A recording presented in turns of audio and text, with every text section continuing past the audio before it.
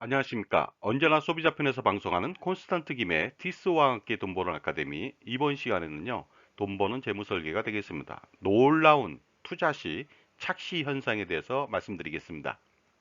자, 투자할 경우에 숫자의 착시 현상을 말하기 전에 일단 우리 사회에 얼마나 많이 거짓이 팽배하고 그 다음에 사기가 횡행하는지 알아보도록 하겠습니다.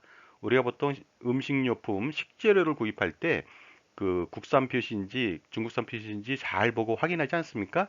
왜냐하면 국산 같은 경우는 믿을 수 있다고 판단해서 그런지 모르겠습니다만 일단 가격 차이가 납니다. 국산이 100만 원이다.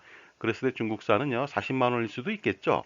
그런데 사기를 치는 사람들은요 중국산을 국산으로 둔갑시킵니다. 그렇게 해서 엄청난 폭리를 취하는데 예를 들어서 국산이든 중국산이든 50%의 마진을 본다고 했을 때 중국산 40만 원짜리가 국산으로 둔갑한다. 그러면요 무려 수익이 400%에 달합니다. 그렇기 때문에 어떻습니까? 속지 말고 사는 것도 굉장히 중요하겠죠. 그리고 또 우리가 가족과 함께 바닷가를 여행하는 경우도 있겠죠. 이랬을 때 뭐 횟집에 들려서 회를 먹는 경우도 있습니다. 그런데 반드시 주문을 해야 되겠죠. 그때 자연산인지 양식인지 구분을 해야 됩니다. 자, 자연산 같은 경우 20만 원이다 하면 양식은 좀 쌉니다. 약 12만 원 정도 하는데요. 나쁜 사람들은요, 바로 양식을 자연산으로 둔갑시켜 갖고 엄청난 폭리를 취합니다. 예를 들어서 마찬가지로 양식이든 뭐 자연산이든 마진이 50%다. 그랬을 때 양식을 자연산으로 둔갑시키면요. 무려 233%의 폭리를 취할 수가 있습니다. 그러다 보니까 사기에 당하지 말고 조심할 필요가 있는데요. 그런데 어떻게 하면 자연산하고 양식을 구분할 수 있을까요? 굉장히 어렵습니다. 그러나 자연산으로 먹는 법은 몇 가지가 있습니다. 일단 큰 것을 주문하십시오. 왜냐하면요. 양식은 1kg 내외로 출하하기 때문에 그렇습니다. 그 다음에 아주 작은 것, 자보를 좀 신청하십시오. 그랬을 때 자보는 양식이 되지 않는 경우도 많이 있습니다. 그 다음에 맛집보다는 단골집을 이용한다면 훨씬 더 효과적이지 않을까 생각합니다. 자, 본격적으로 금융상품을 운영할 때 착시 현상을 좀 알아보도록 하겠습니다. 일단 황금률하고 수익률을 알아보도록 하겠습니다. 황금률이라고 해서요, 180%다. 이렇게 말했을 때 사람들은, 야, 이것이 수익률 180%인가 하고 생각하는 경우도 있는데요. 절대로 그렇지 않습니다. 황금률이라고 하는 것은요, 원금 플러스 이자까지 합친 것이 되겠습니다. 그러나 수익률은요, 황금률이 180%다. 그러면요, 원금은 100%잖아요. 80%밖에 되지 않으니까 반드시 부풀려서 말할 때 조심해서 새겨들을 필요가 있겠죠. 자, 다음은 이자율 부분이 되겠습니다. 이자율은요, 예금 이자율이 있고요, 적금 이자율이 있습니다. 그러나 두 개 이자율이 동일하다 하더라도 절대로 이자가 동일할 수는 없습니다. 왜 그럴까요? 알아보도록 하겠습니다. 만약에 연 3%를 주는 예금에 가입했다고 가정해 보겠습니다. 1억 2천만 원을 예치했습니다. 1년 뒤에는 당연히 360만 원이라고 하는 이자를 받을 수가 있습니다. 하지만 적금을 가입했다. 매월 1천만 원씩 12번 1억 2천을 가입했다. 이랬을 때 1년 후의 이자는요. 195만 원에 불과합니다. 왜 그럴까요? 이것은요. 예치한 금액 전체가 3%로 굴러가는 거하고 1천만 원 단위로 그 연 단위로 3%로 굴러가는 것, 그 차이가 되겠습니다. 따라서 똑같은 이율이지만은요, 적금이자는 예금이자의 절반 수준에도 못 미치니까 잘 확인해 보시기 바랍니다. 자, 다음은요, 이자를 주는 방식에 있어서 달리 이자하고 복리 이자 구분을 해보도록 하겠습니다. 예금을 1억 원을 넣었다. 그런데 연 10% 달리를 준다. 20년 뒤에는요, 이자만 2억 원을 받을 수가 있습니다. 하지만요, 예금을 1억 원을 예치했다. 근데 연 10%의 연복리를 준다. 20년 뒤에는요, 무려 이자가 5억 7,275만 원이나 됩니다. 그러다 보니까요, 달리와 복리 차이는요, 무려 3억 7,275만 원이고요. 시간이 지나면 지날수록 이 차이는 점점 더 벌어지죠. 왜 이런 차이가 났을까요? 바로 복리라고 하는 것은요, 원금과 이자에 바로 또 이자를 감아서 주기 때문에 이런 결과가 나왔습니다. 자, 그리고요, 달리와 복리 이자는요, 예금이 아니라 적금에서도 차이가 납니다. 예를 들어서요, 적금을 넣는다. 연 5% 달리로 매월 100만 원씩 3년간 납입한다. 달리일 때는요, 277만 5천 원의 이자를 받을 수 있고요, 복리일 때는요, 291만 5천 원을 받을 수가 있습니다. 그래서 복리가 달리보다 13만 9,808원을 더 많이 받을 수가 있으니까 반드시 달리인지 복리인지 구분하실 필요가 있겠죠? 자, 다음은요, 적금이자와 대출이자를 알아보도록 하겠습니다. 적금이자가 1년 만기 연 5%라고 하겠습니다. 이랬을 때는 정말로 5%가 맞습니다. 하지만 대출이자가 1년 만기로 연 5%다. 이랬을 때는 5%가 아닙니다. 5.1162%가 되겠습니다. 왜 그랬을까요? 이 차이가 0.1162%가 나는데 그것은 뭐냐면요. 대출을 받으면 매월 돈을 내야 되지 않겠습니까? 그러다 보니까요. 12개월 동안 미리 낸다는 것이죠. 거기에 따라서 연 5%가 아니라 실질적으로는 5.1162%가 된다고 보시면 되겠습니다. 자, 지금까지 제 정보가 만족스러우셨다면요. 구독과 좋아요 부탁드리겠습니다. 계속하겠습니다. 감사합니다.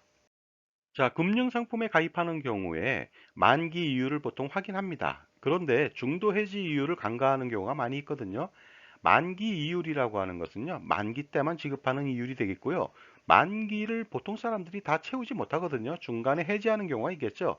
이랬을 때는 절대로 만기 이자를 주지 않고 중도 해지 이자를 주니까 주의하실 필요가 있겠죠. 예를 들어서 적금이자 3년 만기가 만기 때 5%를 준다. 그랬을 때 만기까지 가야 됩니다. 하지만 중간에 해지하는 경우도 있겠죠. 그랬을 때 중도 해지율은요 굉장히 적습니다. 예를 들어서 0.5% 내지 1%밖에 주지 않으니까 차이가 어떻습니까? 엄청나게 많죠. 4% 차이가 나잖아요. 그래서 금융회사는요 해지 시에 낙전 수입을 기대할 수도 있습니다. 그리고 연금 상품을 가입할 때도요, 연금 낙전 수입이 발생할 수가 있습니다. 물론 이 수입은 고객이 아니라 소비자가 아니라 금융회사가 가지게 되겠죠. 예를 들어서 기대하는 연령이 있잖아요. 살 수 있는 기간. 그 기간보다 먼저 죽는다, 조기에 사망한다. 이랬을 때는 연금 낙전 수입이 발생할 수밖에 없겠죠. 알아보도록 하겠습니다. 연금액을 산출했을 때 한계 연령 기준이 있습니다. 2001년도부터 2014년도까지는요, 인간의 한계 연령을 115세로 놔두었습니다. 그러다 보니까 115세 기준으로 연금액이 산출되다 보니까 그 기간 동안에 미리 죽는다, 조기에 사망한다 이랬을 때는 연금 낙전 수입이 발생할 수 있고요. 지금은 한계 연령이 120세가 아닌가 생각하고 있습니다. 대부분의 사람들이요, 115세에 살 수는 없지 않겠습니까? 그래서 금융에서는요, 연금 낙전 수입을 가져가게 됩니다. 자, 다음은요, 일반 금융회사의 이율하고 보험사의 공시이율을 비교해 보도록 하겠습니다. 만약에 일반 금융회사의 10년 만기 적금의 이율이 연 1.5%고 매월 100만 원씩 납입한다고 가정해 보면요. 1.5%지만 10년 뒤에는요, 3,025만 원의 이자를 받을 수가 있습니다. 그런데 보험사에 가입을 한다. 똑같은 조건으로. 그런데 보험사는요, 공시율이 1.5%보다 훨씬 더 높습니다. 2.5%가 되겠습니다. 이렇게 했음에도 불구하고 10년 뒤에는요, 이자는 2,034만 원밖에 나오지 않습니다. 무려 991만 원이나 적게 나옵니다. 왜 그럴까요? 공시율이 훨씬 더 높은데도 불구하고. 왜냐하면 보험사는요, 사업비를 떼고 100%가 투입되는 것이 아니라 90% 정도 내에만 투입하다 보니까 이런 결과가 있으니까요. 바로 공시이율의 신기루라고 보시면 되겠습니다. 그리고 보험 상품 중에요. 가끔 고액으로 가입하는 경우에 보험료를 할인하는 경우가 있습니다. 그래서 보험료를 1% 할인했다. 그러면 나중에 1%만큼 투자 수익률이 더 많이 되니까 효과적이다고 얘기하는데 과연 보험료 1% 할인하면 투자 수익률도 1%가 증가될까요? 절대로 그렇지 않습니다. 전체 수익률의 1%가 가산되는 것이 절대로 아닙니다. 단지 99%의 돈이 100%로 굴러가는 것에 불과합니다. 그래서 제가 한번 시뮬레이션 해봤더니요. 월 100만 원 10년 나 공시율 2.5% 가정 시에는요. 매년 수익률에 가산되는 수익률은요. 0.1131%밖에 되지 않습니다. 그리고 펀드에 가입할 때 해당 펀드의 과거 수익률을 보고서 가입하는 경우가 있는데 조심하실 필요가 있습니다. 왜냐면요. 예를 들어서 해당 펀드가 3년간 누적 수익률이 40% 발생했다. 이랬을 때 그 40%라고 하는 것의 의미를 잘 아셔야 될 것 같습니다. 이 40%는 뭐냐면요. 3년 전 특정한 날 일시금으로 가입을 했거나 아니면은요 3년 전 특정한 날 적립금 대비 3년 되는 그 시점에 누적 수익률에 불과합니다. 그러다 보니까요 3년 전후 날짜는 맞지가 않습니다. 그리고 더 중요한 것은요 그 일시금이 아니라 적립금으로 가입하는 경우도 있잖아요 매월. 이랬을 때는 절대로 같을 수가 없습니다. 그렇기 때문에 이것은요 그저 참조로만 하실 뿐이지 해당 펀드가 이 정도 전체적으로 수익을 냈다고 보면 절대로 안 될 것 같습니다. 그리고 펀드에 가입할 경우에 연환산 수익률을 보고 가입하는 경우가 있습니다만은요. 연환산 수익률이라고 하는 것은요. 버블이 되겠습니다. 왜 버블일까요? 바로 연한산 수익률은요, 연수익률을 단순하게 연 단위로 나눈 것에 불과합니다. 그러다 보니까요, 연한산 수익률 10%라고 하는 것은요, 매년 10%의 수익이 났다는 것은 절대로 아닙니다. 왜냐하면요, 투자는 복리잖아요. 그러다 보니까 10년 기준으로 봤을 때는요, 연한산 10%라고 하는 것은요, 매년 7.1773%에 불과합니다. 그러다 보니까 버블이 꼈으니까 조심하실 필요가 있습니다. 자, 금융상품을 선택할 때는요, 반드시 그 해당 금융상품의 조건을 보고 가입하는데, 조건을 보고 선택하기가 굉장히 어렵죠. 예를 들어 보도록 하겠습니다. 3년 뒤에 1억 원을 준다. 이런 상품이 있다고 가정해 볼까요? 그 다음에 7년 뒤에 1억 천을 주는 상품도 있습니다. 그 다음에 10년 뒤에 1억 3천을 주는 상품도 있고요. 그 다음에 현재 8,900만 원을 주는 상품도 있다고 가정해 보겠습니다. 이랬을 때 어떤 것이 가장 효율적일까요? 어떤 것이 가장 많이 줄까요? 선택하기 굉장히 어렵죠. 하지만 이것은요, 현재 가치로 동일하게 할인을 해서 평가하면 되겠습니다. 예를 들어서 투자 수익률 4%를 가정해서 현재 가치로 4%로 할인해 보도록 하겠습니다. 자, 이랬을 때 3년 뒤 1억 원이라고 하는 것은요, 현재 가치로 8,890만 원이 되겠습니다. 그 다음에 7년 뒤 1억 천이라고 하는 것은요, 현재 가치로 8,359만 원. 10년 뒤 1억 3천은요, 8,782만 원.